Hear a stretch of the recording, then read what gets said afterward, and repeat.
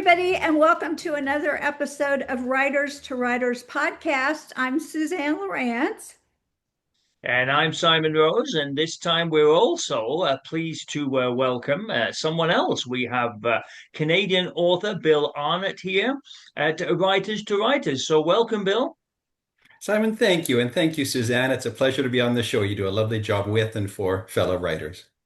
Thank you. Thank you. This is really fun because I've kind of been looking you up on Amazon, looking at your website and stuff, just see some of your book. And I've noticed that you're sort of a specialist writer. You write a lot of nonfiction, although it does look like you have some novellas out there. Is that true? It's true, yes. There's some fiction, as you said. There's some poetry books, but the nonfiction, travel memoir, has been my sort of go-to, my bread and butter, and the most commercially successful that I feel privileged to be a Good. part of. So is that something you've just always been interested in? So for years, I was a fan, particularly of that adventure travelogue, travel memoir, that genre. I love it and just felt like a student of it for many, many years. I like traveling. I've been privileged to see a lot of the globe. And as you know, as writers, the more you read in a certain genre, you think, oh, maybe over time I've got my own stories to share as you find your own voice. And then that gave me the courage to delve into it from a writerly perspective. Super. Yeah, Okay. so how long have you been writing? I started writing 20 years ago. I had a traditional day job. I was in an office, but I was a self-employed entrepreneur, so able to carve away little moments of time here and there. And I dabbled again, starting with nonfiction. And then I thought, well, I was hearing nice things about the book from folks that weren't obligated to say nice things. So I chose to pursue that. I self-published a book. Now, in the early noughties, like we were literally going to a printing house, and this was pre-print on demand, and carting home boxes of books and then trying to share or flog my wares. So that was 20 years ago, but had a great deal of success as a self-published author, and retired from that traditional career 10 years ago as a 50-year-old. And so for the past 10 years, I've been a full-time writer. And again, the main genre has been this nonfiction, travelogue, travel memoir, and I use the term a bit of adventure, history, and humor as I'm privileged to travel the globe and share some of these stories. So after self-publishing 8 books, these past 10 years, I've worked with 3 different traditional publishing houses here in Canada, and we now have 8 titles, and half of those are bestsellers here in Canada. I'm terribly proud to, Oh, which very nice. speaks to the success of the team that I'm a part of. So how did you start working with so many different publishers, three different publishers? Did that happen all at once, or was that a gradual type thing? No, that was definitely a gradual. Now, one of those publishers is exclusively poetry. So my Oh, book of poetry is with this poetry publisher in Canada. It's a small community, particularly in Canada. All the publishers know each other. They tend to get along, and they tend to have their respectively unique voices. So they're looking for specific things. They've got specific markets and sort of a different content. So, for example, the one publisher, we might do something a little more edgy. They're a little more proud in showcasing BIPOC, LGBTQ2S plus type authors, where they're looking to at times provoke, but certainly that there's a niche market there that I feel privileged to have been a part of their writer stable. And Rocky Mountain Books, who's also a Canadian publisher, they're that traditional pure outbound outdoor adventure, the natural environment, and what can we do maybe to preserve the planet, but have a little bit of adventure. So there were these different voices that I was able to align to with my content and with these respective writing projects. okay. So obviously you'd been traditionally published more recently. But when you were earlier on, when you were looking at self-publishing and things like that, you must have heard about self-publishing and that it existed. and everything. But do you have some idea of what might be involved when you if you were going to ever self-publish books? I mean, did you think, oh, I can do that, or oh, I can never do that? I mean, did you have a an idea of what might be involved with self-publishing when you first dipped your toes in the water with that? Well, yes, and I know my story is in no way unique, but certainly I became a student not only of the craft, taking writing classes, writing courses, having mentors, but then doing the very same process with respect to publishing. Learning that process, building a network, not being afraid to, well, try and fail, but certainly asking the questions. Who are the folks that have done it? Who are the folks that have done it well? What are the stories of failure and success? And then trying to emulate the more desirable facets of that and being willing to make those mistakes. Now, my traditional career was a sales-oriented career, and that is something I would share with all authors, whether you're self-published or traditionally published, is that essential fearlessness. I made a living for 25 years having most people say no to me. Wow. And Yeah. we learn from, I use the term ratios, meaning I knew I had to have no less than 15 people decline whatever I was pitching before I Okay. would get a yes. So every one of those knows, and we can translate that to query letters for traditional publishers. Right. Or maybe you're a self-pub and you're pitching a literary festival. Maybe you want a booth at a book fair. All of these things Yes. are all about that horrible, essential, rewarding, um, devastating sales process. And we as writers, as much as we hate to admit it, whether you know it or not, when you become a writer, if you want to share your craft with others, in other words, if you want to sell books, you are now an entrepreneur. You are owning and operating your own business. And the sooner we as writers get our heads around that, the sooner we're able to succeed. Now, I don't equate success necessarily with selling books. I know people I consider beautiful, successful writers. They just want to have it on a thumb drive or maybe publish it at the coffee shop and put a three-ring binder on their shelf. That's success. So once you've defined that success for yourself, great. But if, like me, you do want to sell some books and get a little bit of that external approval, well, then this is part of that process. A much longer answer, perhaps, than you were looking for, but I jumped right in. Well, did you ever? No, but oh, sorry, I was just adding in there. It's I know that some people I speak to other authors all the time, locally and elsewhere, and at different festivals and things. And I think, like you, I in when I was in the real world and everything, my working experiences was mostly in sales and marketing and things. So like you, I had a bit of an advantage. Perhaps I had no idea how to market myself as an author and as a writing instructor or whatever it was I was doing, and I've been doing ever since. But I mean, it certainly helped that I was able to use those skills and that experience and put them to use. Yeah. So sorry, Suzanne, you were about to say something. I was going to ask him, do you have an agent or did you ever consider getting an agent?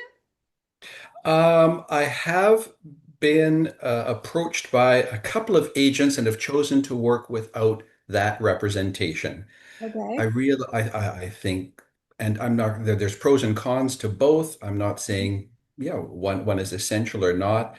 Um, have lots of good chums with agents, and they're invariably complaining or commiserating about, perhaps the shortcomings. And I think, like so many of us, you're hoping, we want that silver bullet. Well, maybe the publicity team will take care of this. Well, maybe the agent will take care of this. And of course, the lion's share of what's required for our success is always 100% or 99% on our shoulders. Right. And no one else cares, nor should they care more about our art or our writerly So success than we should. so what sort of things do you have to do then, just for people viewing this? What sort of things do you have to do when you were starting out, or even now, I suppose? What sort of things for marketing your books? Obviously, physically selling them at an event and things. I mean, I've been doing that all this most of this year, and I'm getting ready for the local Christmas markets right now, which seems like a long way off, but it's I've got to get ready. I mean, apart from that, it's physically talking to somebody about the book you have in front of you. What sort of things do you have to do in terms of marketing your books? One of the best bits of advice I got, I was writing at a little countertop coffee shop. So it's set up like a bar. So we're bellied up at these, stools at the bar. There were outlets to plug in our laptops, and everyone's bustling doing their work and this and that. And this is a few years ago. And then striking up a conversation with the person doing, in this case, it was a fellow doing his day job at the coffee shop. And turned out he was a big shot, a marketer from Australia. Wow. And I said, "Hey, so what's the answer?" And he said, "In all these years and all these successes, he says, sometimes you just got to throw some stuff against the wall and see what sticks." Mm. Which I'm sorry, Simon, is the answer we have now. He didn't say stuff, but you get the gist of Yeah, yeah, the No, message. know exactly Uh, what you mean. Yeah. yeah. so I have tried a little of everything, and some of it works, some of it sticks, some of it doesn't. And then different approaches, different techniques will work at different times, and it's tough to know. Perhaps like my readership crosses a couple of demographics, so I'm probably going to approach different individuals in a different manner. I'm still surprised at the amount of traction we now get through Instagram, which I've learned from my younger publicists that are part of my traditional publishing houses. And they say, no, people, Insta sells books. And I know that I've sold books to my older demographic through Facebook, that sort of brand awareness, brand building, personal promotion. And I think some of my greatest success is ensuring that you're not just pitching your books, that Mhm. people maybe can reach out and connect, and there's an accessibility, an approachability. Maybe it's lighthearted, maybe it's fun. I'm going to show you now, which if it looks like I'm self-promoting, well, obviously that's exactly what I'm doing. But my first, like a commercially very successful book, oh, it's not going to work too well on the camera. There we go, Gone Viking, a Yeah. travel saga. Okay. So I thought, how can I sort of spin that into something fun? So I did a series, dozens and dozens and dozens of photos with different individuals in fun, silly Viking hats, Oh, all cute. around Western Canada, bookshops, public places, and it was fun. Mhm. The sales pitch was very understated and low key. People were part of my hashtag Gone Viking community. We were having fun, and then they were individuals who were looking for opportunities to pose with a book. Everyone likes. So it was thinking a little outside of the box, a little beyond the obvious, but creating that sense of community. It created a perception of momentum, which became quite real. Mhm. That was a neat example. And so then I would say, what in your book, which could be whether you're romance, fantasy, sci-fi, or also a nonfiction, or murder mystery, what's unique? And what could build your brand in a slightly unique manner? And what would incent individuals to want to be part of this fun collaborative space? And folks want to help us as writers. They just don't always know how. Right. What can I do? And giving them those little information and tools that they're delighted to, Hmm. help prop you up, Yeah, that's wave interesting. your flag. Your your publisher, they do help you out to some degree with things. Now, do you also have a website where you encourage people to go and that's sort of your hub for what you do? Or tell us a little bit Yeah, about that. yes, website. And another good one I've found is always looking for opportunities to praise and promote fellow authors. Right. Hmm. So it's I've had a newsletter with a nice big readership, well engaged for a number of years, where I'm promoting fellow authors. Oh, okay. Bill Arnott would like Right. to introduce this hot new author, or here's why Bill Arnott says we should be reading the work of so and so at this time, poignant stuff, or evocative stuff, or timely stuff. So I'm always often there in the background. Yes, there's self promo involved, but I'm not featuring myself. Right. Yeah. Well, it sort of Um, sets you up though as sort of an expert in your genre because you know all these other writers and people go, wow, he knows a lot about this kind of stuff because he can tell you all these other people. So, it's good to help other people out because it does help you in the process as well, you know. So, do you blog at your site? I don't, not really. The newsletter where I'm promoting fellow writers is a good one. I was going to show you one of my little notebooks, Okay. and I realized the focus isn't great either. But literally keeping a little log of, sorry, that isn't going to work very nicely. That's okay. A log of all the entries where um, I have now made friends and contacts with all bookstore owners, Oh, operators, buyers, staff, and all the libraries and the trade shows. Now, my, that's years of, I use the okay. term a drip campaign. There's no great swinging for a home run. Drip, drip, drip, all those no, no, no, no, and then the odd yes. So when it's time to do a book signing or to ask for perhaps whether it's a consignment deal at a bookstore or an opportunity to be part of a lit festival, folks know that, oh, well, Bill's going to be good about cross promoting us. We're going to get some Mm. visibility out of this. I'm never leading with the self-serving. I am being pulled along in the wake of our collaborative, cross-promotional, collective success. Something I'm terribly proud of is a bookstore knows if I've got a table in their space, they're going to sell more books in the store, not just Bill Arnott titles, but because there's a lovely enthusiasm and a kindness, and I'm going to be behaving just like the staff members with that retail entrepreneurial mindset. We're in this together. And so if they've only got space for perhaps one writer, having earned that opportunity, the respect, the credibility, to knowing that hey, we are in this together, chances are, if there's a space available, I will have an opportunity to fill that space. Wow. Okay. Simon, did you have another question? Something about I writing was just for, curious.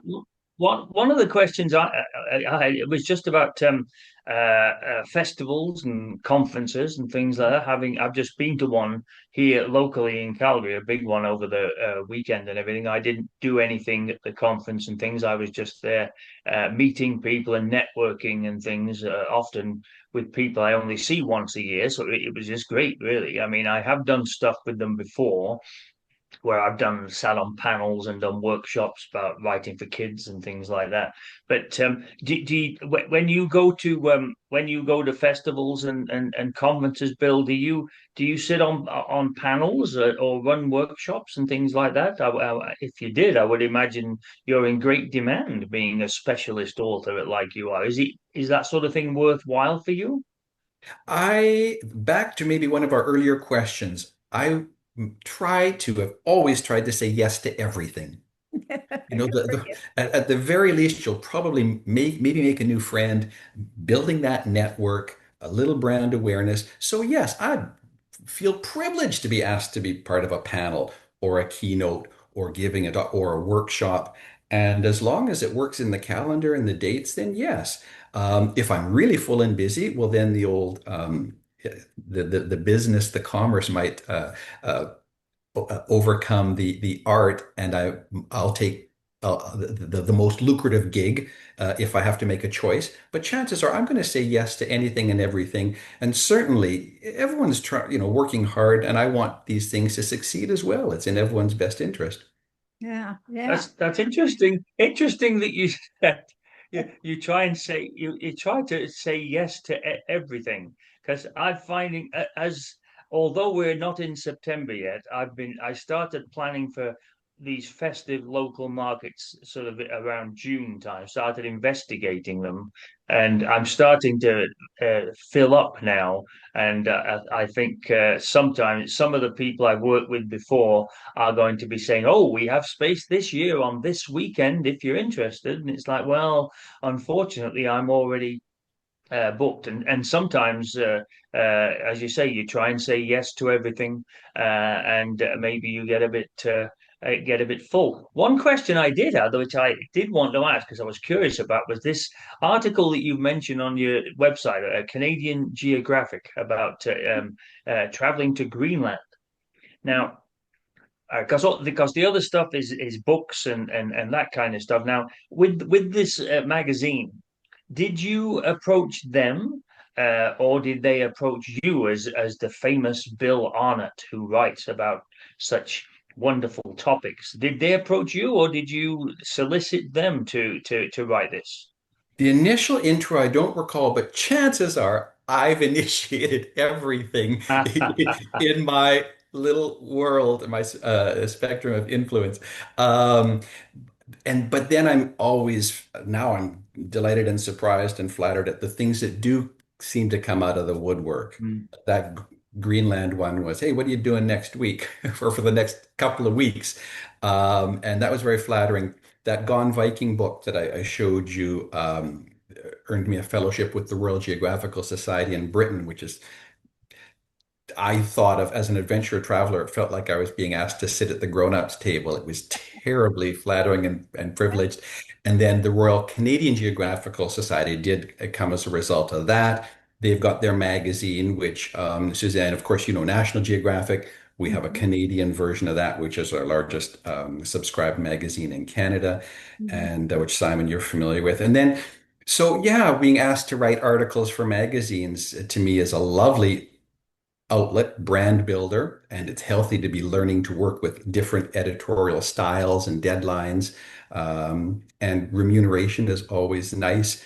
But so those travel things have just been another neat adventure, and I see it as an exciting, cool way to build one's CV. And again, building the network and having some cool adventures, which can in fact perpetuate the next perhaps story or the subsequent article, book, Yeah. networking. Mhm. I think that's a good thing to just say yes to everything within reason because you never know where that next opportunity is going to come from or where No. you're going to get some next great tip from somebody like you sitting there writing at that counter and then there's a marketing guy right next to you. You didn't know that when you went in there. So that's a good idea. So tell us, what are you working on right now? Okay. Well, before we leave that, the talking with the person next, but think of us as writers. I think most of us would rather be left alone, head down, create our art. That's true. And Yeah. having said that, maybe I didn't want to chat with that individual over coffee. Maybe they didn't want to chat, but at the end of the day, we did have a lovely visit, had a Mhm. laugh, shared some valuable info. So again, getting out of the comfort zone. People say, Right. "Oh, it must be easy for you." No. No, it's not. I want to be left alone like all writers. I want to watch Netflix and eat chips, Yeah. but that's not gonna, get us from A to B. Right. Sorry. Thank you. Yes, I was just been delighted. I've signed a contract for a fresh book that the manuscript is completed. So we will release that fall of 27. Again, nonfiction, deeply personal memoir, exploring the natural world, family, coping with some like mental health and death by suicide type issues. Cool. So sharing much more of my personal narrative than ever before, in a manner that the publisher and I feel is unique and engaging and perhaps relatable. So that's the latest project. Oh, and are you still traveling a lot? Yes, Wow. which is a privilege, but I love doing it too. Yeah, that's really cool. Okay, well, I guess we're about out of time, Simon. Um, can you think of anything you want to ask Bill before we go? Well, I want to thank Bill for being our guest today. Actually, it's been a fascinating journey for me, that's for sure. I suppose we shouldn't let Bill escape before he tells us where we can find out more about him.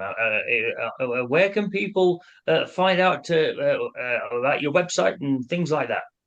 Well, Simon, thank you. And Suzanne, I know I could have spent this bit of time just asking you questions. You're both very knowledgeable, successful, but it was just a privilege to monopolize our conversational visit.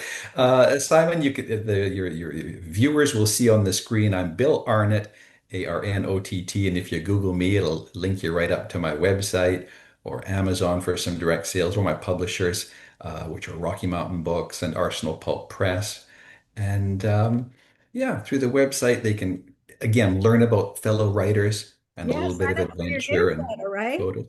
But, and Yeah, pardon me? I'm gonna sign up.